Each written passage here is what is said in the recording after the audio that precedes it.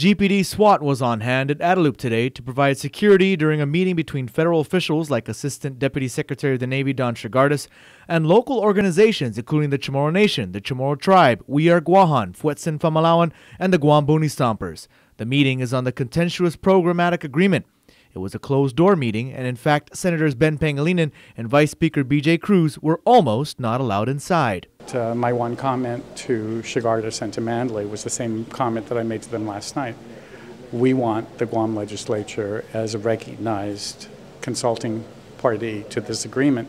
This programmatic agreement essentially outlines how DoD will deal with historic artifacts and properties, including ancestral remains that it impacts as a result of the construction required for the military buildup. As you may recall, DoD officials have pressured the Guam State Historic Preservation Officer, or SHPO, Linda Uggan, to sign off on the agreement despite her initial objections. The document has since gone through a couple of revisions, none of them to the satisfaction of the Guam SHPO. One major area of concern was the fact that the programmatic agreement was never given any public attention or a public hearing for that matter.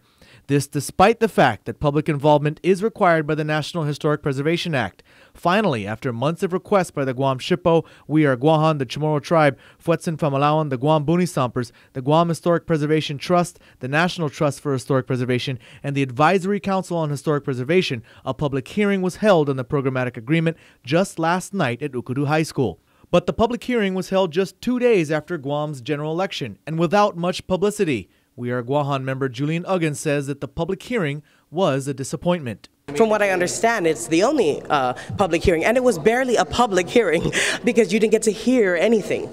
There were actually no oral comments being accepted, so what they were accepting was only written statements that you put in a box. Uggan was also present at today's closed-door meeting. I actually think the example with the senators is like the clearest manifestation of what's so deficient about this whole process.